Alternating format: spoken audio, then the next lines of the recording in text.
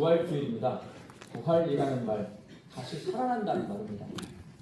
지금 모든 사람이 장례식장에서 장례를 치르지만 제가 고등학교에 다니던 30년 전에는 모두가 집에서 장례를 치렀습니다. 장례가 나면 시신을 관에 넣어 온기가 없는 차가운 방의 병풍 뒤에 3일 동안 안치해 두었습니다. 저 어렸을 때는 전설의 고향이 있어요. 딱 장례가 나니까 돌아가신 저희 외할머니 시신을 방에 이렇게 두는 거예요. 윗방에 병풍을 쳐놓고. 그런 그 전설의 고향을 보고 자라난 우리 세대는요, 그런 걸 생각을 못하다가 딱 보면 약간 겁이 납니다. 그래서 제가 어른들한테 여쭤봤어요. 왜 방에다서 관을 이렇게 놔둡니까? 했더니 어른들이 돌아가신 후에 혹시 다시 살아날지 모르기 때문에 놔둔다라고 말씀하셨어요. 제가 믿을까요? 안 믿을까요? 안 믿죠. 왜냐면 그렇게 해서 살아난 경우를 본 적이 없으니까요. 그러니까 목회를 하면서 실제로 호흡이 정지되고 의사 선생님이 사망 진단을 내려서 임종 예배를 드렸는데 다시 살아난 경우를 제가 본 적이 있습니다. 그런 경우가 있어요. 그런데 이렇게 죽은 사람이 다시 살아났을 때 부활이라고 하는 말을 사용하지 않습니다. 소생이라는 말을 사용합니다. 예수님께서 죽은 야이로의 딸, 나인성 과부의 아들, 죽은 나사로를 살리신 이야기가 성경에 기록되어 있는데 이 사람들은 부활한 것이 아니라 모두 소생한 것입니다. 죽은 사람이 살아났지만 나중에 다시 죽어요? 안 죽어요? 죽어요. 그러니까 죽은 사람이 죽었네? 근데 다시 살아났어요. 근데 나중에 나이 들거나 또 병들면 또 죽잖아요. 그럼 그건 소생입니다. 부활은요, 죽었다가 다시 살아났는데 죽지 않고 영원히 사는 것이 부활입니다. 이것도 여러분 잘 알고 계시죠? 부활이라고 하는 말은 교회에서만 사용합니다. 사순절 기간이 되면 부활에 관한 설교를 듣고 부활에 관한 성경 말씀을 읽고 부활에 관한 찬송을 부르고 부활 신앙을 위해 기도하고 부활에 대해 이야기합니다. 그런데 우리는 부활에 대해서 얼마나 알고 있을까요? 안다라고 하는 것, 어떤 것에 대해 지식과 정보를 가지고 있다는 것입니다. 안다라는 것은요, 이론적으로 아는 게 있습니다. 그리고 직접 경험해서 내가 그 경험을 가지고 아는 것, 이렇게 크게 두 가지로 구분할 수가 있습니다. 우리 전라도를 벗어나면 먹기 힘든 음식 가운데 하나가 팥죽입니다. 팥죽. 이건 전라도를 딱 벗어나는 순간 여러분 팥죽집 찾기 굉장히 어려워요. 제가 고등학교에 다닐 때는 지금처럼 이삿짐 센터가 없었습니다. 그때 이사 가면 친구들이 손수레에 이삿짐을 실어서 옮겨주었습니다. 그렇게 이사가 끝나고 나면 팥죽을 써서 그 집 어머니가 저희를 먹였어요. 왜 이삿짐에서 팥죽을 줬는지 모르지만 그때 이삿짐 센터 없어요. 전부 리어카에 농도 뭐고 리어카 4대를 어디서 다 가져와가지고 친구들이 전부 끌고 가가지고 그 어머니 농 전부 다 벽에다 쓸키고 막 집어 넣는단 말이에요. 그러고 나면 팥죽을 끓여서 주셨어요. 이 팥죽을 맛있게 만드는 방법, 여러분 팥을 잘 삶아야 합니다. 팥에는 쓴맛이 나고 떫은 맛이 있어요. 그래서 그 맛을 없애기 위해서는 한번 삶아가지고 첫 번째 삶은 물은 버립니다. 그리고 나서 다시 새 물을 붓고 삶아야 돼요. 팥이 다 으깨질 정도로 익을 때까지.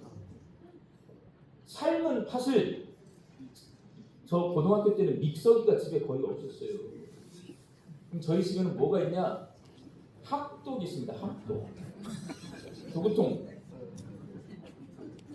그 돌로 된 독. 그럼 이게 이만한 주먹만한 돌이 있어요. 이게 학독이잖아요. 팥을 넣고 갑니다. 그리고 나서 그걸 박아가지고 퍼서 체에 걸러요. 그러면 팥물이 빠지죠? 껍데기는 위에 남고 그 팥 앙금을 다시 솥에 붓고 중불로 저으면, 제가 이제 하는 일은 이게 젓는 일이죠. 끓이면 팥죽이 됩니다.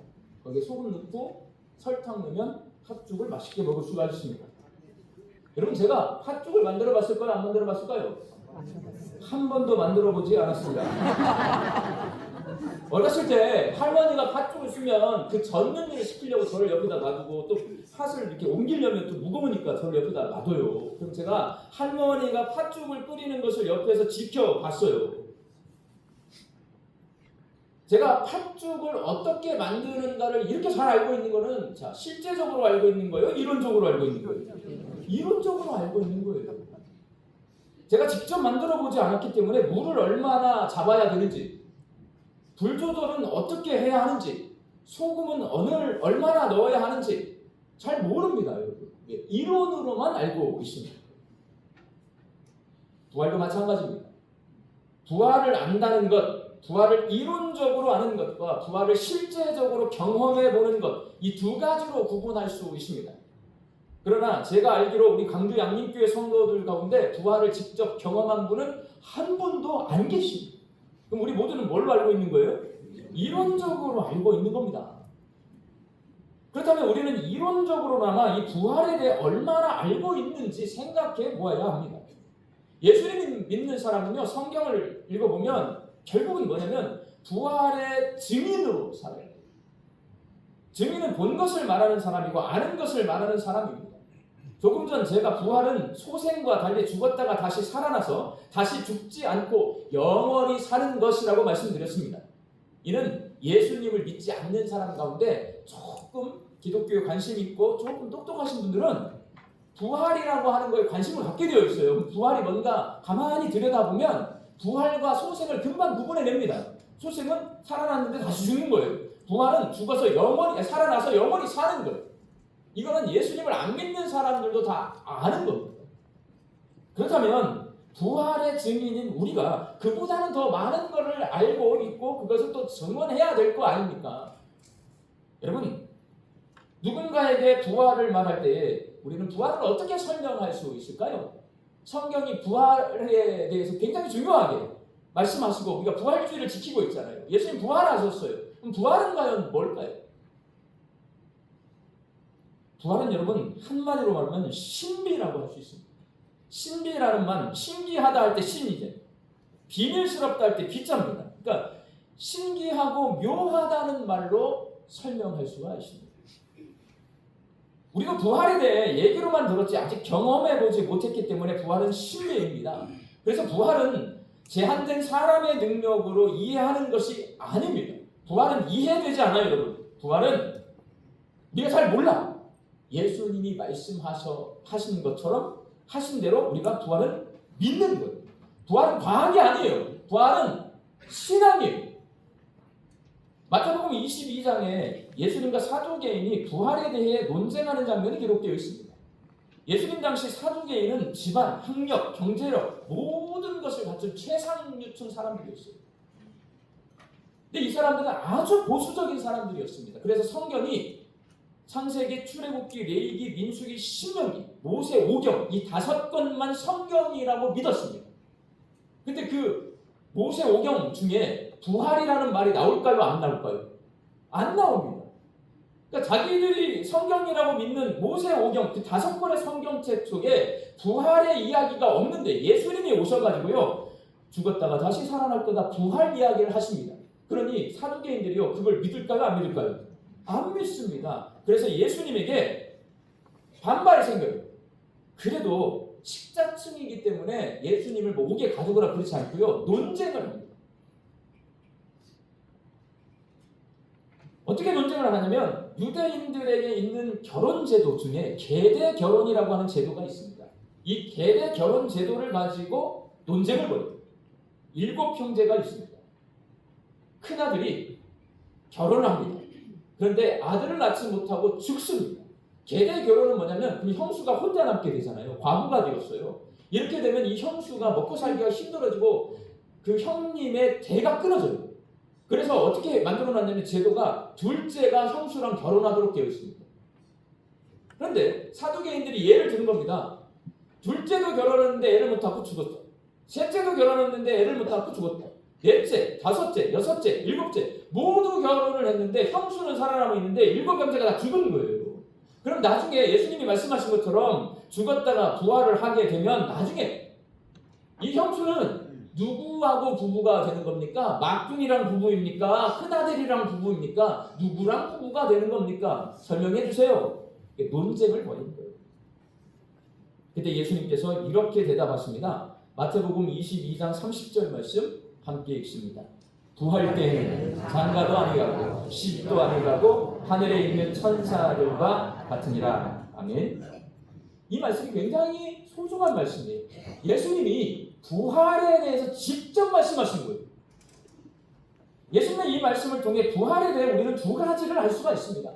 장가도 안 가고 시집도 안 간다는 이 예수님의 말씀을 통해 부활 후에 살게 되는 천국은 현재 우리가 살고 있는 세상과는 전혀 다른 방식으로 사는 곳이라는 것을 알 수가 있습니다.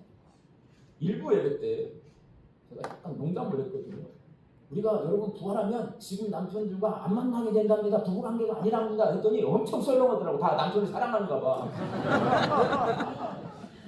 우리가 부활하면 지금 살고 있는 남편하고 부부관계가 아니래요, 여러분.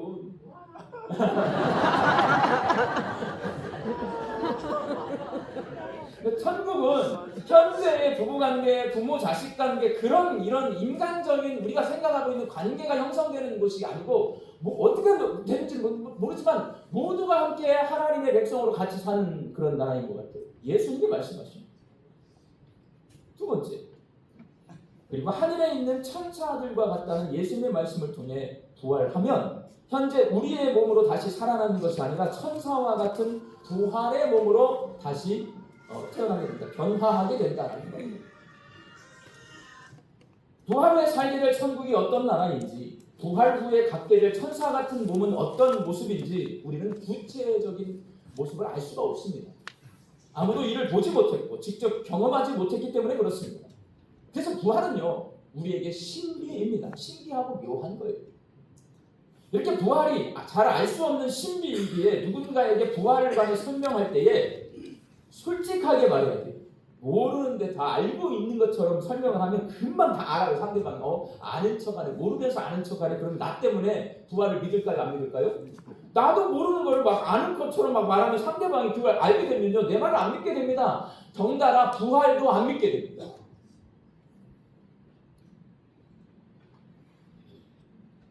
예수님께서 현재 우리의 육체가 아닌 거룩한 부활의 몸을 입고 죽음에서 살아나서 현재 우리가 살고 있는 세상과는 다른 방식으로 살아가는 천국에서 살게 될 것이라고 말씀하셨습니다.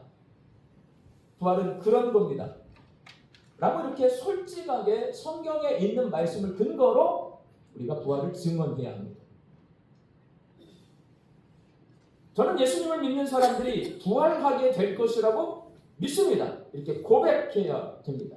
부활은 이해하는 것이 아니고요, 우리가 납득할 수 있는 게 아니에요. 부활은 믿는 것입니다. 이런 거예요. 임신한 엄마 뱃속에 있는 태아는요, 태어나기 전까지 엄마 뱃속에 있어요. 이 세상이 어떤 곳인지 알 수가 없습니다. 엄마 뱃속에 있으니까. 깜깜한 엄마 뱃속에서는 아침에 태양이 떠오르고 밤에 별이 빛나는 것을 전혀 알 수 없습니다. 항상 깜깜합니다. 항상 일정하게 따뜻한 엄마의 뱃속 체온이 느껴지는 그곳에서는 봄에 꽃이 피고 여름에 장마가 지고 가을에 단풍이 들고 겨울에 눈이 오는 것 알 수 없습니다. 근데 엄마가 태교하면서 뱃속의 아이에게 엄마가 살고 있는 이 세상을 이야기해 주는 거예요. 얘야, 오늘 아침에는 붉은 태양이 떴단다. 오늘 밤하늘에는 총초롱 별이 빛나고 있단다. 이제 봄이 되어서 벚꽃이 활짝 피었다. 오늘은 날씨가 우중충하더니 굵은 소나기가 내리고 있단다. 벌써 가을이 되어서 은행나무 잎이 노랗게 물들었단다. 뱃속에 있는 아이에게 엄마는 태교를 하는 거예요. 그런데 아이는 엄마가 들려주는 세상의 모습에 대해 전혀 이해할 수도 없고요, 상상도 되지 않습니다. 자기가 태어나서 살아가게 될 세상이 어떤 세상인지 전혀 알지 못하지만 10달이 지나 출생하게 되면 낮과 밤이 바뀌고 계절이 바뀌는 엄마가 사는 세상을 보게 되고 거기서 살게 됩니다. 마찬가지입니다. 하나님께서 성경을 통해 부활한 성도들이 살게 될 천국에 대해 여러 가지로 말씀해 주시지만 우리는 그 나라가 어떤 나라인지 잘 이해가 되지 않고 머릿속에 그려지지도 않습니다. 그러나 때가 이르러 예수님이 재림하시는 부활의 날이 오면 하나님의 말씀대로 성도들은 이 땅에 임한 하나님 나라 천국에 살게 될 것입니다. 부활은 이해하는 것이 아니라 믿는 것입니다. 성경에 기록되어 있는 부활하신 예수님의 모습을 보면 우리가 갖게 될 천사 같은 몸에 대해서 조금은 알 수 있습니다. 예루살렘에서 부활하신 예수님 순식간에 어디로 가시냐? 도망간 제자들이 숨어있는 갈릴리로 가십니다. 문이 잠겨있는 방 안에 갑자기 문도 열어주지 않았는데 예수님이 갑자기 나타나세요. 그리고 갑자기 호련히 사라지십니다. 이게 성경에 써있거든요. 합리적이고 과학적으로 이해할 수 없지만 부활하신 예수님의 모습을 통해 우리는 부활 후에 변화될 우리 몸은 시간과 공간을 초월한다는 것을 예측할 수 있습니다. 화면 속 애벌레는요, 푸른 모르포나비의 애벌레입니다.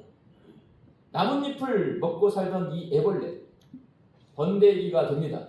번데기로 변하면 그 번데기 속에서 무슨 일이 벌어지냐? 그 애벌레가요, 번데기로 변하잖아요. 그 안에 들어가 있잖아요. 효소가 나와서 이게 물이 돼요. 전부 녹아요, 몸이. 그래서 그 번데기를 열어보면 물밖에 없어요.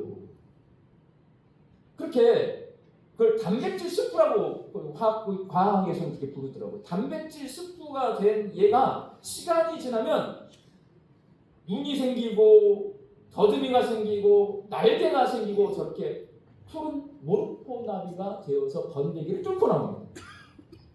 과학자들이 애벌레에서 번데기가 되었다가 나비가 되는 이 과정이 어떤 원리로 진행되는지를 연구해 보았어요.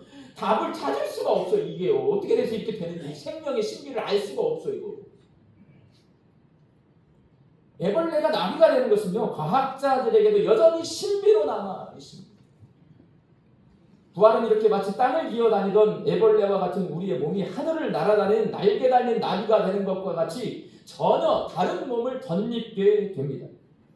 어떻게 해서 그렇게 되는지 사람의 능력으로 알 수 없기에 부활은 신비입니다. 부활은 이해하는 것이 아니라 믿는 것입니다. 하나님께서는 사람들이 부활을 믿게 하시려고 예수님이 부활의 첫 열매가 되게 하셨습니다. 십자가에서 죽으셨던 예수님은 3일 만에 부활하심으로 부활이 무엇인지를 직접 보여주셨습니다. 부활이 있음을 믿게 하셨습니다. 오늘 본문 말씀에 나오는 막달라 마리아 그리고 다른 마리아가 부활하신 예수님을 만났습니다. 만나자마자 이 사람들은 예수님을 만났기 때문에 부활을 증언하고 다닙니다. 그런 증인들 때문에 우리가 부활을 지금 믿고 있는 겁니다.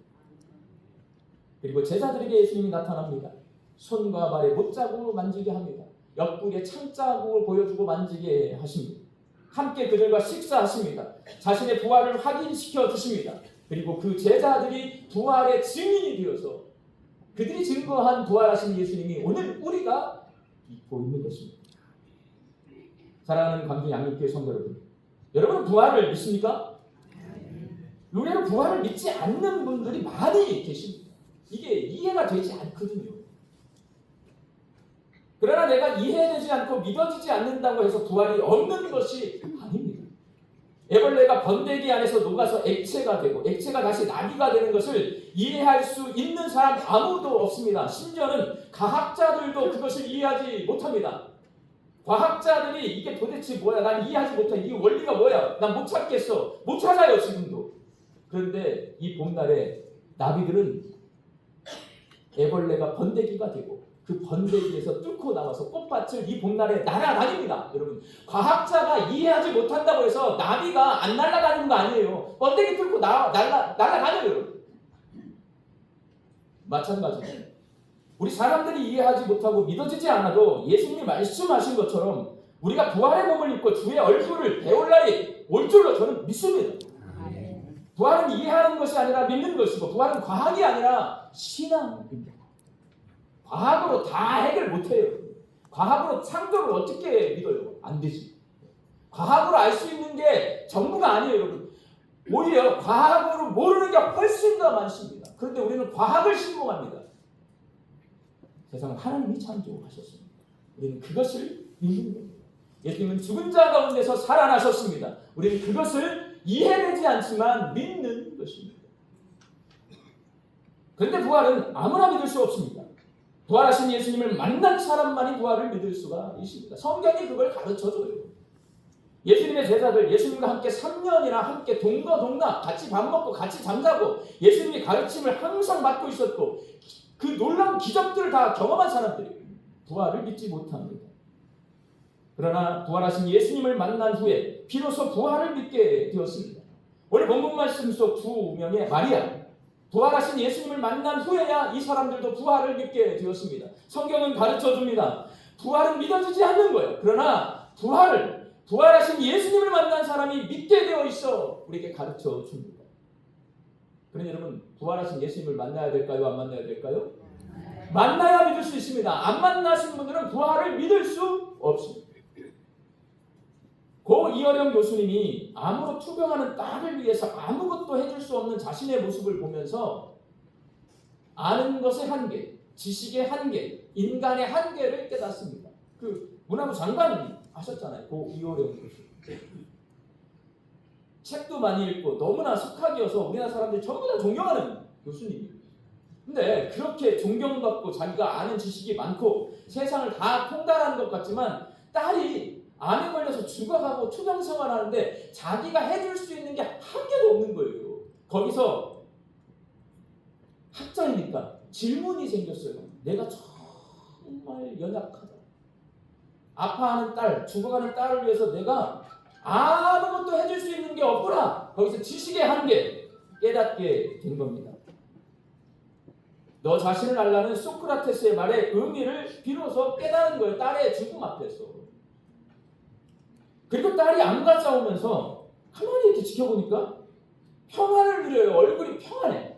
암에 걸려서 이렇게 공포스럽고 고통스러운 게 아니라 항상 나를 만나면 웃어주는 거예요. 딸이. 내가 고통스러워. 내 딸이 암에 걸려서 죽어가는 모습을 보고 내가 고통스러운데 정작 딸은 암에 걸려 죽어가는 딸은 평화로워 보이고 기뻐 보여요. 내 딸은 왜 이렇게 죽음 앞에서 담대할 수 있을까라는 질문을 던지게 됩니다. 그리고 깨달아요. 지성, 자기가 알고 있는 세상의 모든 지식 이걸 또 깨달았다고 생각하는데 그 지성으로는 초월적인 영성의 세계를 설명할 수가 없구나. 이 지성 말고 설명할 수 없는 영적인 세계가 있구나라는 것을 인정하게 되고 예수를 믿기로 작정하고 세례를 받습니다. 그렇게 자신이 평생 연구했던 인문학적 방법으로 예수님을 만나게 된 이어령 교수님이 본인도 나중에 암을 걸립니다. 암 투병하면서 죽음을 앞두고 메멘토 모리라고 하는 제목의 책을 씁니다. 메멘토 모리는요, 죽음을 기억하라라고 하는 라틴어예요. 이 교수님은 이 책에서 죽음은 어둠에 갇히고 죽음에 갇히는 벽이 아니라 어둠에서 빛으로 죽음에서 생명으로 나아가는 문이다. 이게 뭐냐면 자신의 신앙 고백이에요. 보통의 사람들은 죽음은 다 끝이라고 생각하잖아요. 근데 이분은 인문학자이기 때문에 죽음은 벽이 아니다. 죽음은 영생으로 나아가는 문이다 라고 자기 신앙을 고백한 책이 마지막 죽기 전에 쓴 메멘토 모리라고 하는 책이에요. 예수님을 만나서 부활을 믿는 사람은 여러분 죽음이 끝이 아니라는 걸 알아요. 예수님이 일단 부활하셨잖아요. 죽었는데 살아나셨잖아요. 그 주님을 만난 사람은 이게 끝이 아니라 죽음을 이기심에 기뻐요. 오늘 본문 8절 말씀 함께 읽겠습니다. 그 여자들이 무서움과 큰 기쁨으로 빨리 무덤을 떠나 제자들에게 알리려고 다름질했어요. 성경은 우리에게 가르쳐줘요. 부활을 믿을 수 있는 사람은 누가 믿을 수 있냐? 부활하신 예수님 만난 사람은 믿을 수 있어요. 부활하신 예수님을 만난 사람은 어떻게 되냐? 기뻐합니다. 부활을 믿는 사람은 기쁨을 누립니다. 부활하신 예수님을 만나서 기쁘고 죽음과 어둠을 이길 수 있어서 기쁘고 부활의 소식을 전할 수 있어서 기쁩니다. 그러니까 여러분 이 부활주의 해마다 우리가 지키잖아요. 이거 왜 지켜야 되냐면 오늘 막 이렇게 제가 설교하면 다 기뻐야지. 나도 기뻐야지. 근데 한 달쯤 지나면 저 권사가 또 나를 또 씻고 다닌다네. 그러면 막 갑자기 슬퍼지고 막 분노가 차올라. 그러면 우리는 부활하신 예수님은 잊어버리고 저 사람이 계속 보이고 내가 손해본 것이 생각이 나고 내 마음 아픈 것이 생각나면 1년 내내 거기에 시달려서 우리가 기쁨을 못 누리고요. 그렇게 삽니다. 그럼 결국은 부활은 우리를 기쁘게 하는 소식인데요. 그 기쁨을 잊어버리고 다투고 살고 마음 아프고 살고 슬퍼하고 살고 분노하고 살고 미워하고 살면요 이게 죽음으로 가는 거거든요. 근데 해마다 4월이 되면 사순절이 돼요. 그리고 부활의 소식이 들려와요. 그때 다시 부활하는 거예요. 그래서 부활주의를 해마다 지켜야 되는 거예요. 원래 우리는 그렇게 사는 존재가 아니고 부활하신 주님을 만나서 우리가 기뻐하는 존재인 거예요. 이어령 교수님은 자신의 딸 이미나 목사님이 나중에 목사가 됐거든요. 죽기 전에. 죽음 앞에서 두려워하거나 우울해하지 않고 기뻐하고 아버지인 자신에게 끝없이 예수님을 믿으라고 권면하는 모습을 보면서 부활하신 예수님을 만난 사람은 저렇게 기뻐하고 그 기쁜 소식을 끊임없이 전한다라는 것을 깨달았어요. 이어령 교수님. 그래서 자기는 자기 방법으로 예수님을 만나고 자기도 딸처럼 안 걸려 죽는데 메멘토 모리 이거는 끝이 아니야. 문이야. 죽음은 문을 열고 나가면 거기에 영생 나를 기다리신 부활하신 예수님이 있어 라고 책으로 써놓고 우리 광주 안림교회 성도들도 부활하신 예수님을 만나시기 바랍니다. 그래서 내가 기뻐해야 돼요. 기뻐하지 못하니라 하는 것도 생각해요. 내 남편 때문에 그래요. 우리 교회에 있는 다른 성도들 때문에 그래요. 자식 때문에 그래요. 오늘은 그걸 다 내려놓고 부활하신 예수님을 만나고 기뻐하는 날입니다. 그 기쁨이 충만하시길 바랍니다. 그리고 나 혼자 기뻐하면 안 돼요. 예수님을 만난 사람 제자들도 달려가고요. 이 두 여인 막달라 마리아와 다른 마리아도 달려갑니다. 왜? 기쁜 소식을 전하러 달려가는 거예요. 그게 부활의 증인이 우리 양민의 모든 성도들 부활의 기쁜 소식을 전하기 위해 다름질하는 부활의 증인들이 되시기를 주의 이름으로 축원합니다. 기도하겠습니다. 우리의 죄를 제속하기 위해 예수님이 십자가에서 피 흘려 죽게 하시고 우리가 죽음의 권세를 이기고 하나님 앞으로 나아가 영생을 얻게 하기 위해 예수님이 죽은 자 가운데서 살아나게 하신 하나님께 감사드립니다. 하나님의 아들이시지만 사람의 몸을 입고 이 땅에 오셔서 부활의 첫 열매가 되신 예수님을 찬송합니다. 하나님, 저희들이 예수님을 깊이 생각할 때에 부활의 주님을 만나게 하여 주옵시고 부활을 믿게 하여 주사 기쁨이 충만한 인생을 살게 하여 주시고 부활의 기쁜 소식을 전하기 위해 다름질하는 부활의 증인들이 되게 하여 주옵소서. 예수님의 이름으로 기도하옵나이다. 아멘.